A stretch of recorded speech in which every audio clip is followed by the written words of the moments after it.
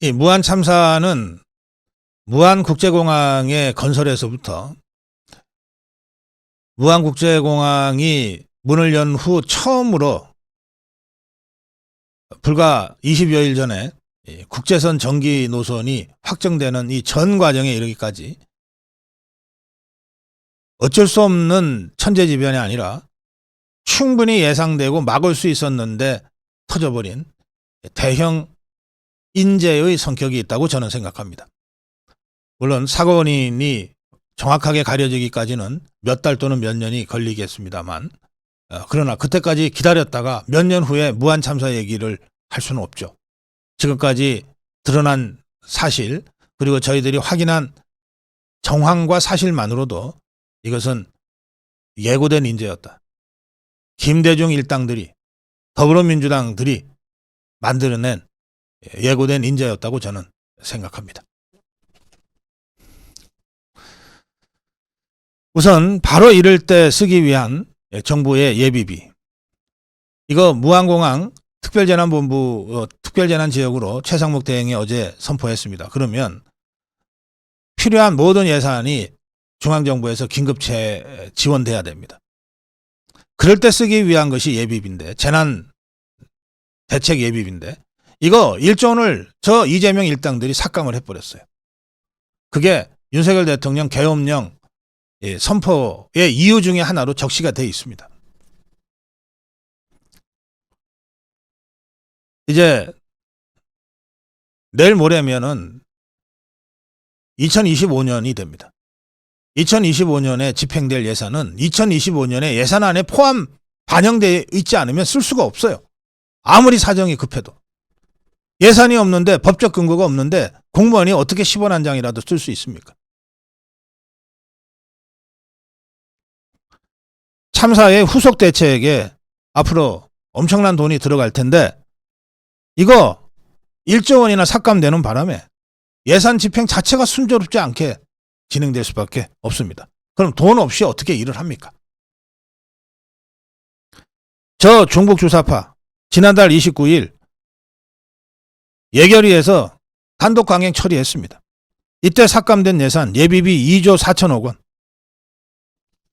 이 중 정부의 당초 예산안이 4조 8천억이 예비비로 책정되어 있었는데 반토막을 딱 내버렸습니다. 2조 4천억 삭감했어요.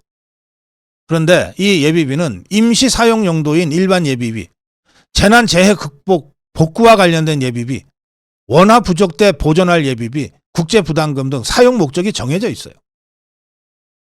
이때 재난재해 복구가 딱 목적이 정해져 있는 예비비 중에 하나입니다. 이게 1조 삭감됐어요. 무슨 돈으로 무안 참사 후속 조치를 정부가 할 수 있겠습니까?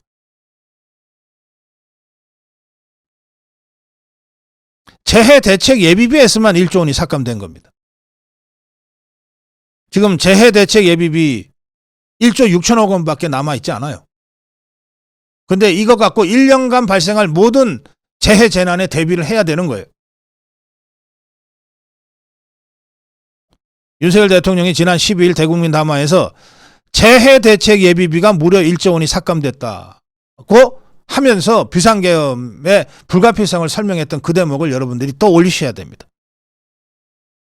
공공의 안녕이 이렇게 되면 심각하게 위협받을 수 있다. 그래서 비상계엄이 불가피했다고 설명하지 않았습니까? 그게 현실화 돼버린 거예요. 자, 이게요, 무안공항이 1999년에 김대중 때 공사가 시작됐어요.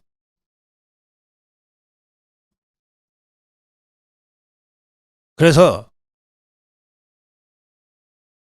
공항으로서 활동을 시작한 것은 17년 전입니다.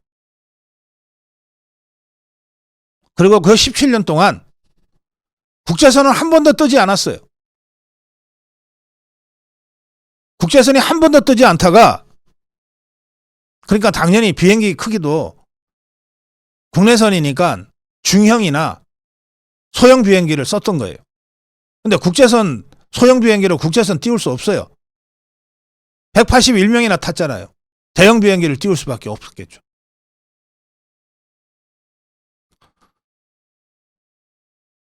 (17년) 동안이나 한 번도 국제선을 운행을 안 하다가 12월 7일입니다. 이번 달 7일 윤석열 대통령 1차 탄핵안 강행하던 바로 그날 12월 7일부터 국제선 허가가 났어요. 그리고 나서 21일 만에 대형 참사가 발생했습니다. 이 국제선 허가의 주체가 누굽니까? 전남도, 더불어민주당, 전남도의회, 무안군의회, 이 자들이 이걸 만들어낸 겁니다.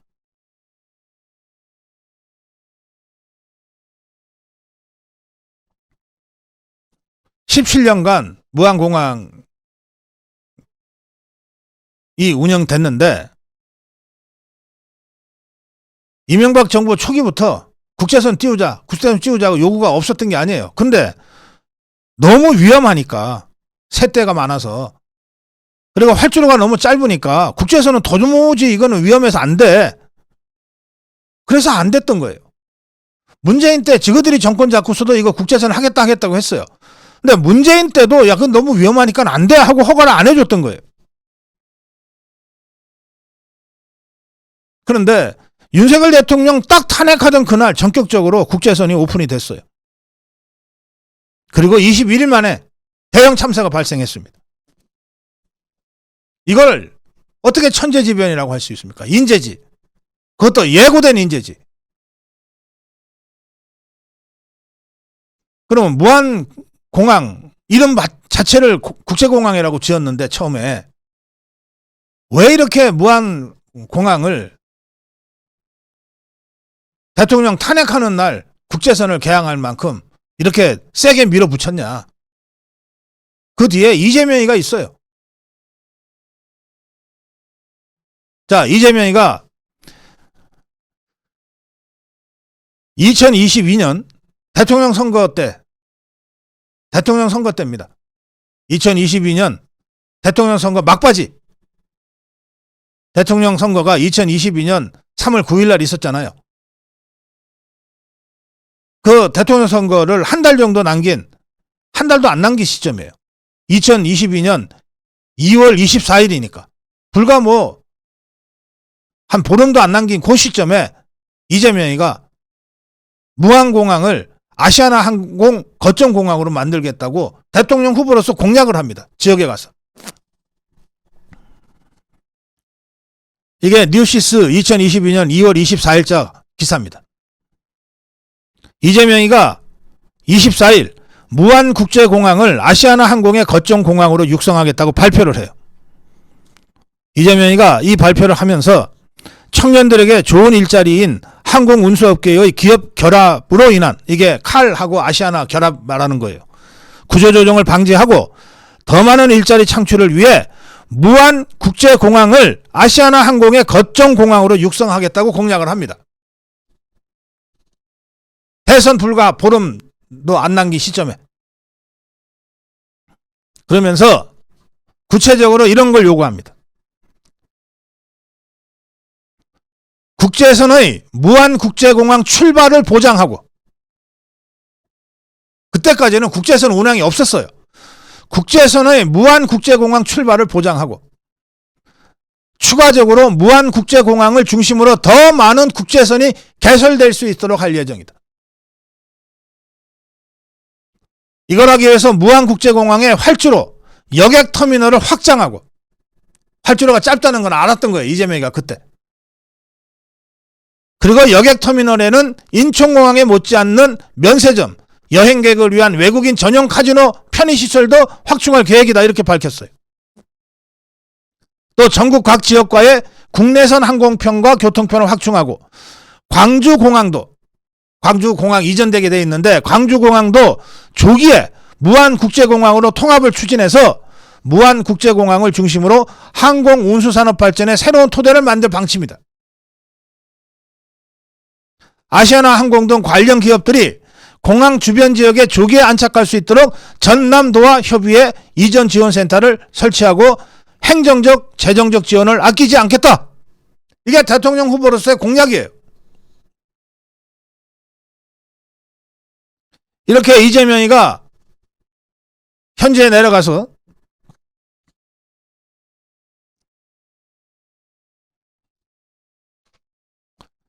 이 현지에 내려갔는지 서울에서 했는지는 확인이 안 됩니다. 이 기사에는. 이재명이가 이렇게 무안공항 활성화 방안을 발표하자. 무안이 지역구인 민주당의 서삼석 국회의원, 그리고 민주당의 광주시당 일제히 환영의 뜻을 밝혔어요. 민주당 광주시당은 이재명 후보가 말한 대로 무안공항이 아시아나 항공의 거점공항이 되면 지역민과 기업 모두 상생할 수 있는 방안이 될 것이다 하고 환영했고, 이번 무안국제공항이 발전 방안이 반드시 실현될 수 있도록 적극 뒷받침해 나가겠다고 밝혔어요. 서삼석 지역구 국회의원은 무안공항을 명실상부한 서남부권 대표 국제공항으로 육성함으로써 지역과 대한민국이 함께 윈윈할 수 있는 국가균형발전 방안이라는 점에서 그 의미가 매우 크다, 이렇게 떠받들었어요. 그러면서 서삼성이는 이렇게까지 얘기합니다. 불과 얼마 전에 무안공항 비행기는 언제 뜨냐, 이렇게 무안공항 활성화 대책에 대해서 시비를 걸었는데 대안 없는 무책임한 정치 표본을 보여주고 있다 그러면서 이제 이재명 후보가 바로 그 무안공항을 국제공항으로 만들겠다고 공약을 했다, 이렇게까지 설명을 합니다.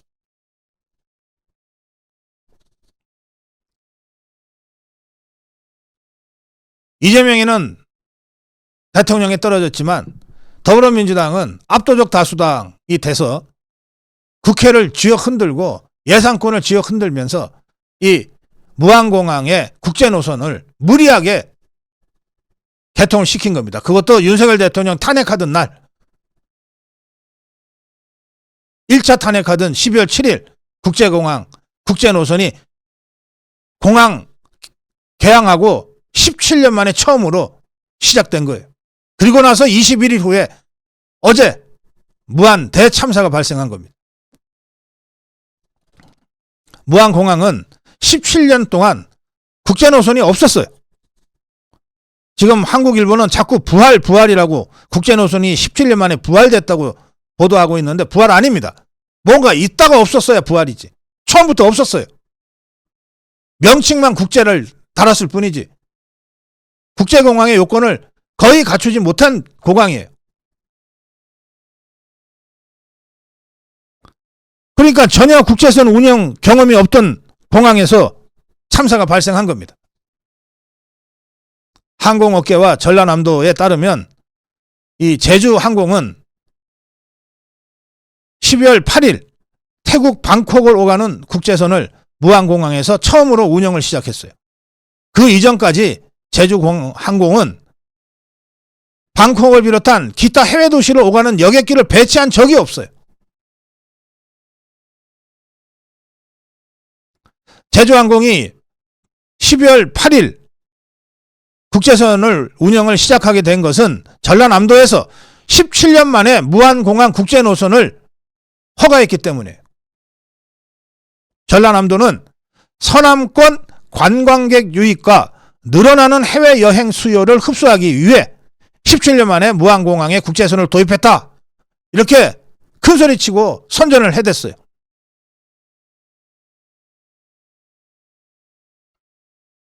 항공업계에서는 지금까지 무안공항이 국제선이 운영이 되지 않았는데 무리하게 정기 국제노선이 도입된 게 아니냐, 이런 지적이 당연히 나오죠.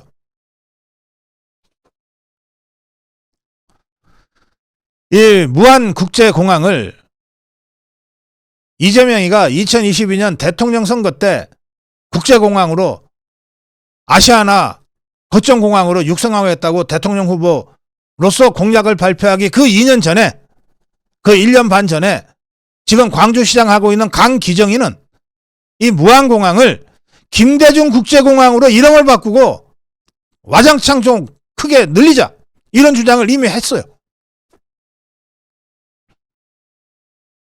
무안공항의 국제선과 광주공항의 국내선, 광주군공항을 무안으로 한 곳으로 통합해서 국제관문을 확보해야 하고 아예 이름도 김대중 국제공항으로 바꾸자, 왜? 김대중이가 시작한 공항이니까. 애초부터 이 무안공항은 정치 논리로 건설이 됐습니다.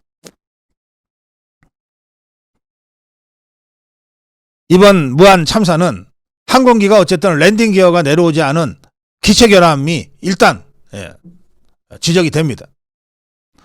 활주로 길이가 국제공항이라고 하기에는 민망할 정도로 짧아요. 또 공항 건설 초기부터 아니 그렇게 새떼가 많이 날아다니는데 어떻게 공항을 하려고 그래? 하는 위험들이 계속해서 제기가 됐어요. 그리고 워낙 비행기가 이착륙이 뜸하다 보니까 공항 활주로에 고추 말리는 사진이 다 드러난 거 아닙니까? 고추 말리는 공항으로 그렇게 해서 유명해진 거 아닙니까? 그러니 비행기가 이착륙 자체가 뜸하니까 관제탑이나 또는 그 공항에서 일하던 사람들이 무슨 경험이나 노하우로 싸울 방법이 없잖아요. 이런 여러 가지 영향들이 복합적으로 영향을 끼쳐서 대형 참사가 발생했다고 볼 수밖에 없는데 바로 여기서 얘기하는 짧은 활주로 이거 인재 아닙니까? 인재. 사람이 그렇게 만드는 거 아니에요. 조류 충돌 가능성 그 위험성이 지속적으로 제기됐지만 아무런 대책 세우지 않고 있다가 그리고 강행했다가 이렇게 됐다니까 이것도 인재 아닙니까? 공항은 만들어 놨는데 비행기가 하도 이착륙이 없어서 고추를 말리는 대로 썼더니 이것도 또한 인재 아닙니까? 복합적 인재로 인한 예견된 참사라는 거예요. 그래서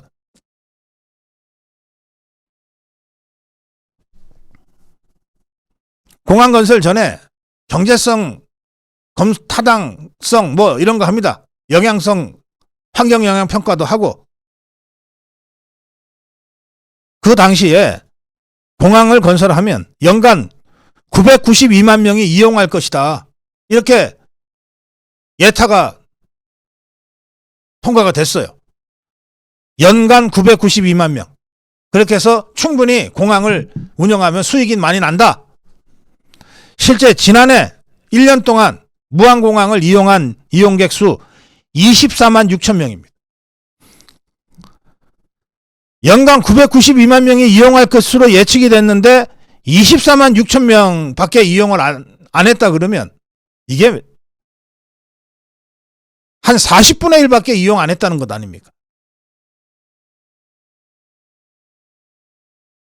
이런 엉터리 예타가 어디 있어요? 그런데 어떻게 공항이 만들어졌냐? 김대중이 밀어붙였으니까.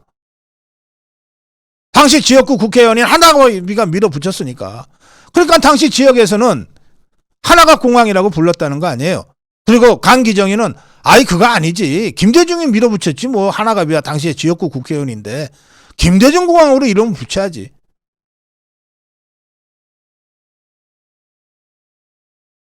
(2007년에) 1999년에 김대중이가 대통령으로 있을 때 착공한 무안공항은 8년간의 공사 끝에 2007년에 개항을 했어요.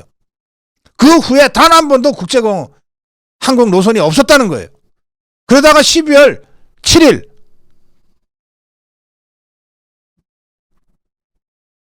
방콕 무안 노선이 확정됐고 대통령 1차 탄핵하던 날, 그리고 그 다음 날 이 비행기가 뜨기 시작했어요. 21일 만에 어제 대형 참사가 났어요.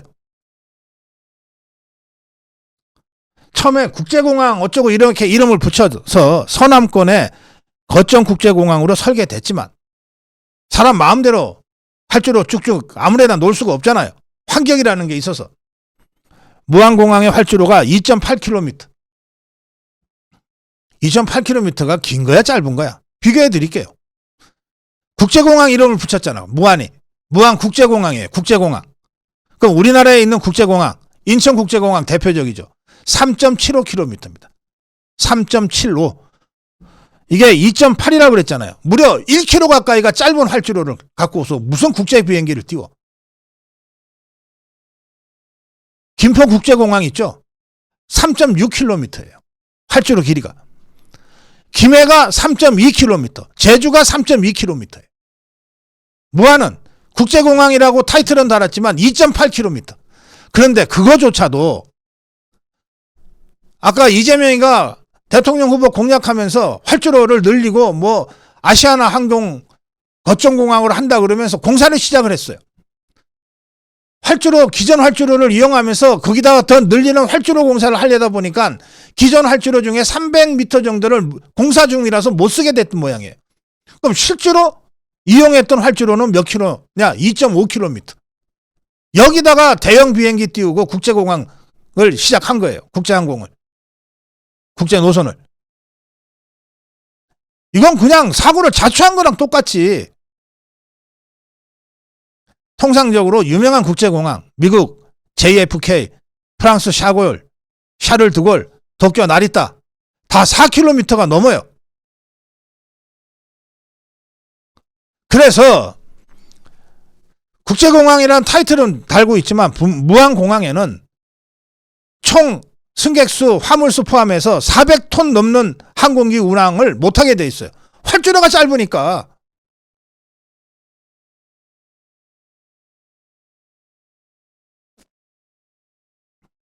또 조류 충돌 문제가 있습니다. 서해안 철새 도래지와 아주 가까운 곳이에요. 무안이. 그래서 건설 초기부터 이거 조류 때문에 이거 위험합니다라고 하는 문제 제기가 끊임없이 됐어요. 무안공항 인근에 전라남도 무안군 현경면, 운남면에 무려 12,000여 마리의 겨울 철새가 관찰됐어요. 12,000여 마리. 그리고 이 지역에는 113제곱킬로미터 엄청나게 넓은 지역이 대규모 무안 갯벌 습지 보호구역이에요. 그러니까 도롱뇽 하나 때문에 수년간 터널 공사 못하게 만든 게 저 좌파들 아니에요.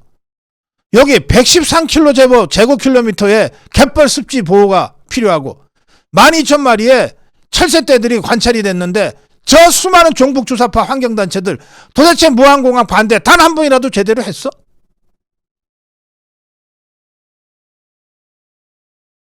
전혀 없었어요. 왜? 김대중이가 추진했으니까. 종북주사파들이 추진한 공항이니까. 그러면 천성산에 도롱뇽은 죽어도 되고 저 무안 갯벌에 있는 수많은 생태 12,000여 마리의 겨울철새는 죽어도 괜찮아?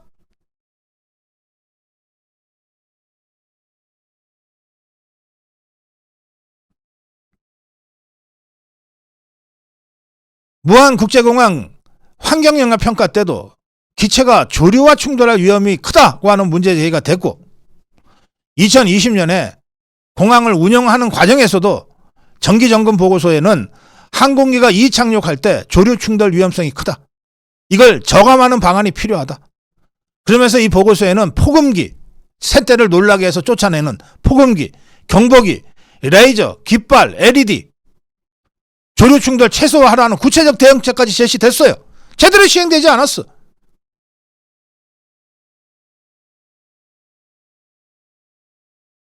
조류는 전 세계 모든 공항이 가장 골치 아파하는 그리고 가장 위험한 돌발 변수예요. 우리나라 다른 공항도 조류 충돌이 많아요. 그런데 비행기 이착륙이 많은 곳에서 조류 충돌이 많은 것과 무안처럼 뜨문뜨문 뜨고 내리는 데에서 조류 충돌이 많은 곳은 다르잖아요. 비율로 보면 이렇습니다.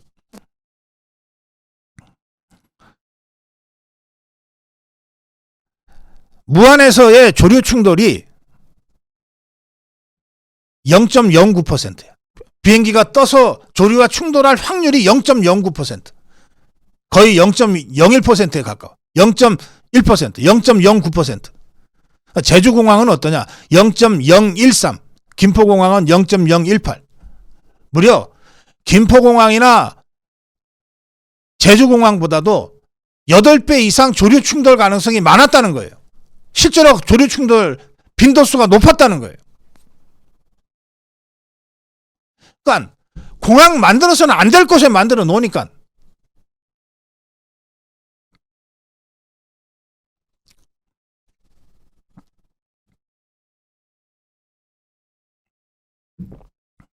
제가 관제탑 등 항공 관계자들의 경험 부족이라는 문제 제기도 나오고 있다고 아까 말씀드렸는데 2007년에 문을 열었어요. 17년 동안 지금 운영 하고 있는데 이 17년 동안 국제선 정규 노선은 한 번도 운영한 적이 없어요.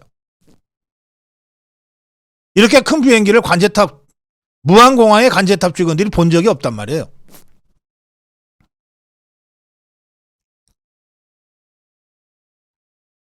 한 전직 기장은 이렇게 얘기합니다. 항공기의 조류 충돌 주의 경고를 관제탑에서 했다. 그리고 2분 후에 메이데이 선언이 있었다. 긴급 구조 요청이죠.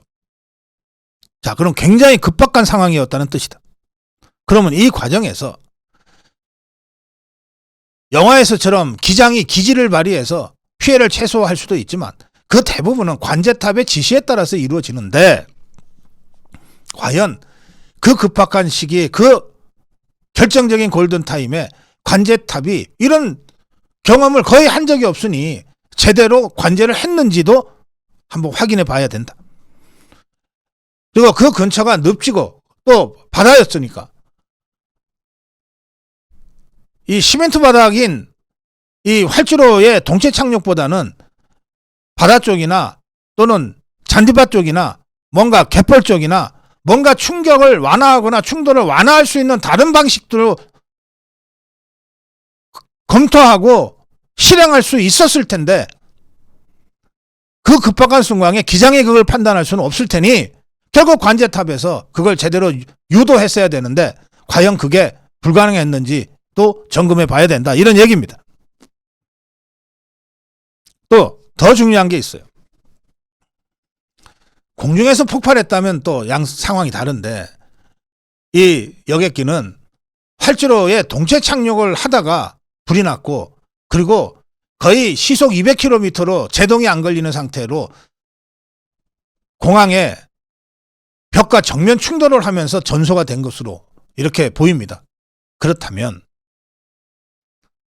조류 충돌이 경고가 있었고 2분 후에 메이데이 구조 신호가 왔어요. 그리고 비행기가 1차 착륙 실패하고 급선회해서 다시 낮은 고도로 2차 착륙을 하다가 사고가 났는데 바로 그 순간에 공항에는 늘 이런 비상사태를 대비한 소방대가 대기하고 있다가 비행기가 비상 착륙을 할 수밖에 없는 상황이 되면 영화에서도 나오지만 매뉴얼에도 그렇게 돼 있어요. 비행기와 거의 같은 속도로 소방차가 따라가면서 불이 나지 않도록 소방액을 뿌리거나 또는 비행기가 동체 착륙을 할 예정된 그 곳에 미리 소화 분말을 뿌리거나 활주로에 화재 방지를 위한 소화 약제를 뿌린다는 거예요.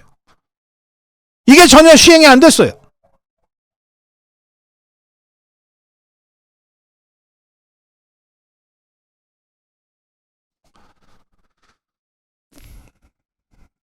이건 상식 아닙니까? 활주로가 길면 설사 문제가 생겨서 동체 착륙을 해서 금방 제동이 안 되더라도 결국은 비행기 동체와 활주로 사이에 마찰 때문에라도 속도가 서서히는 줄 테니까 활주로가 길면 길수록 벽에 충돌하지 않고 피해를 최소화할 수 있는 가능성은 더 커진다는 거 아니에요. 활주로 길이가 이 제동력에 결정적으로 중요하다는 거예요.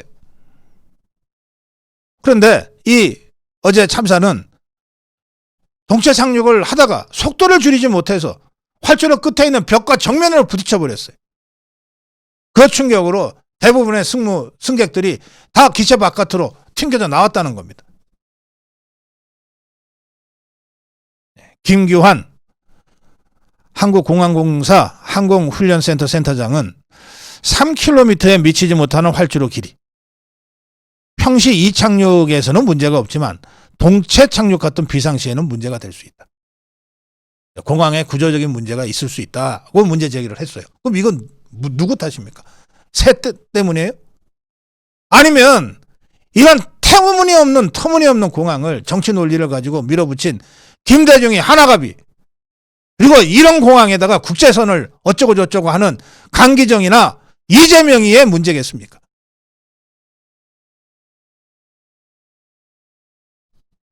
김인규 한국항공대 비행교육원 원장.